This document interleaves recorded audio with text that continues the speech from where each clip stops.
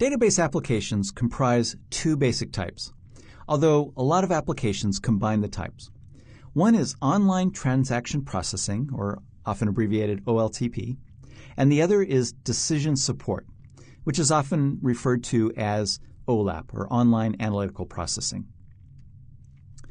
OLTP applications are for real-time transactions that are optimized for managing changes to data, and they require a high level of concurrency and atomicity.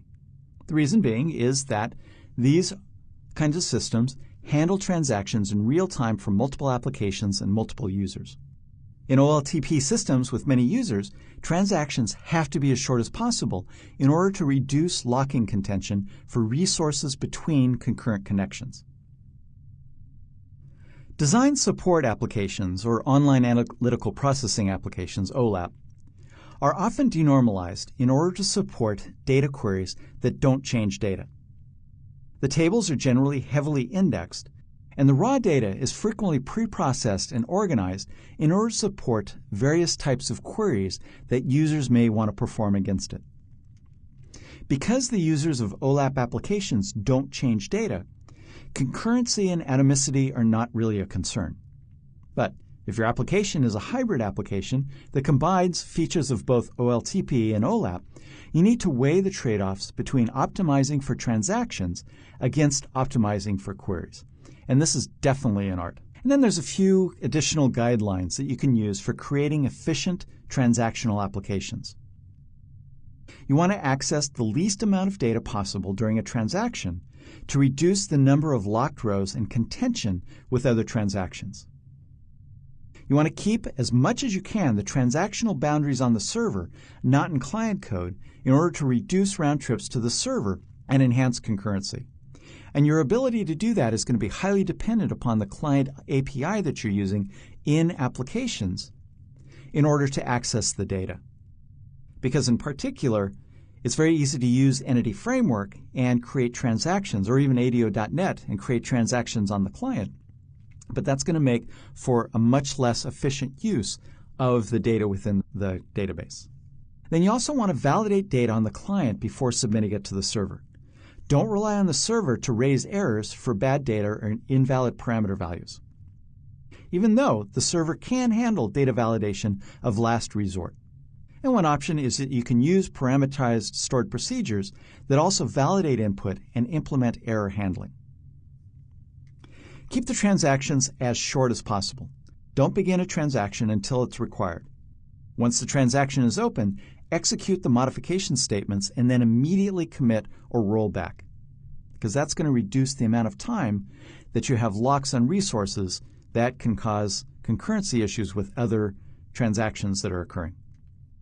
You might want to consider using the snapshot isolation level for read-only queries so that less blocking results. The read uncommitted isolation level is also appropriate for long-running read-only queries that aggregate large volumes of data.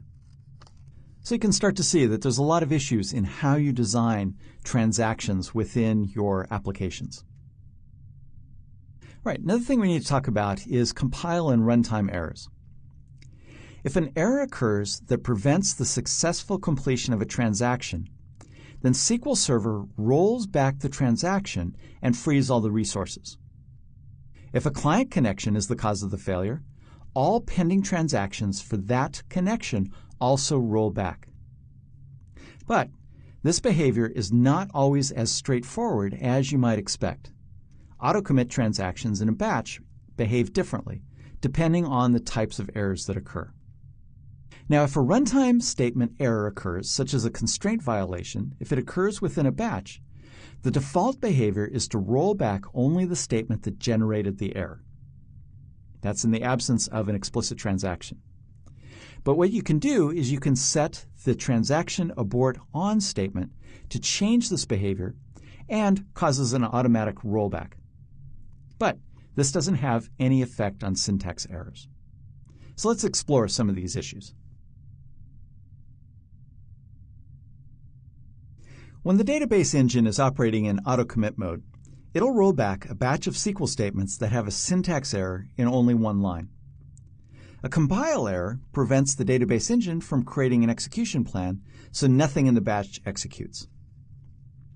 Okay, so let's see how this works. So the first thing I'm going to do is use tempdb. I'm going to create all these objects in the temporary database. And then I'm going to create a table called compile errors. Very simple table. It's just going to have an ID of type int that's a primary key, and then a call value of char, a 4-character string. All right, so we've got that table. So now what I'm going to do is attempt to execute this batch of statements.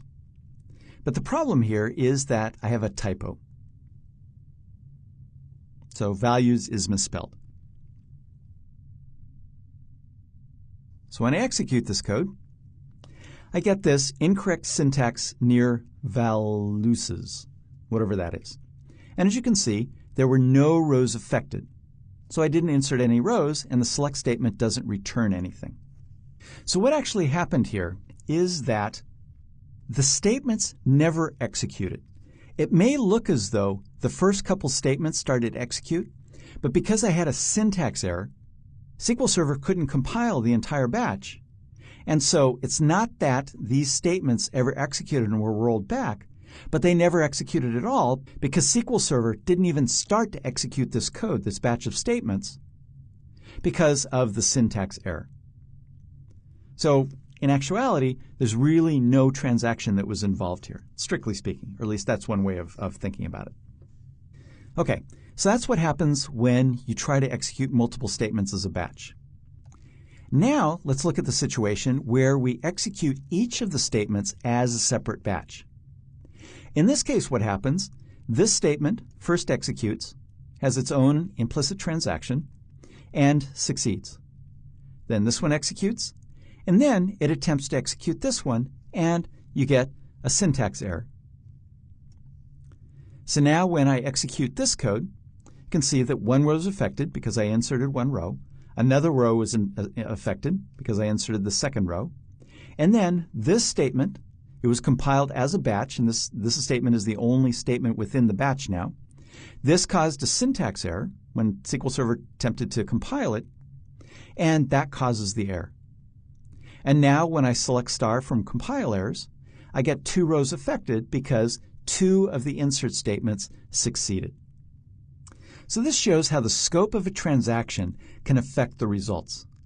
Because my second attempt at inserting the 3 rows were 3 separate transactions, 2 were able to succeed before the third failed. This is different from the first attempt, where all 3 statements were in a single transaction, so all 3 failed as a group. Note, too, that the syntax error on the third insert statement didn't cause execution to stop. In both cases, the select statement was able to execute. Okay. So that was syntax errors. Now let's talk about runtime errors. So here I have a case where I have a primary key violation. I'm inserting into compile errors the values 11 and AAA and 12 and BBB and 11 CCC. So keep in mind, if I look at the results again, we have ID values 1 and 2, so there won't be any contention with those. But there will be contention if I attempt to add the value 11 twice.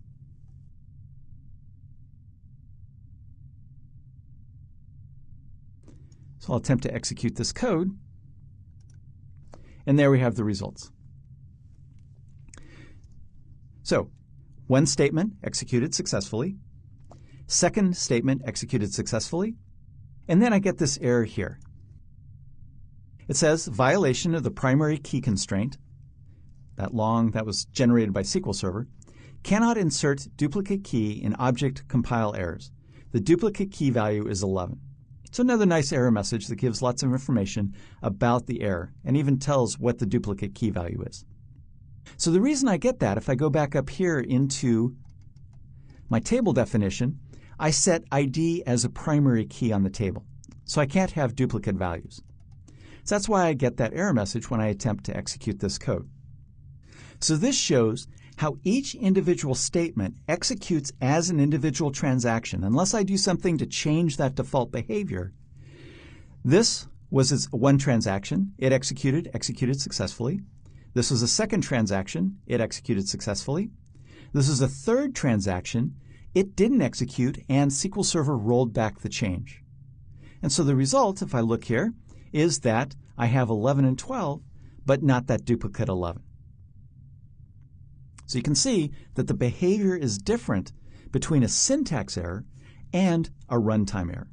And again, that's because SQL Server compiles the batch as a whole, saw the syntax error in the previous example, and never executed everything. But here, there's no syntax errors. It begins executing the code. Each statement, each insert statement, is a separate transaction. It completes or rolls back individually from the other ones. Okay, then another type of error is an invalid object name kind of error. So when you have an error in a batch that contains an invalid object name, it behaves the same way as runtime errors. The reason is that SQL Server uses deferred name resolution. So in this example here, I have an error in compile errors, so I have a spelling mistake. And SQL Server is not going to catch that error as a syntax error, but is going to attempt to resolve it at runtime. So when I attempt to execute this this set of code, now I get two more successful insertions. So 111 and 112 were inserted. Then it attempted to execute this code, saw that there was not an existing object called compile errors, threw off the error, and then continued to execute the next batch. And so once again, you can see that 111 and 112 were successfully inserted. But naturally enough, 113 wasn't, because I haven't given it a valid name, a valid place where it should put that data.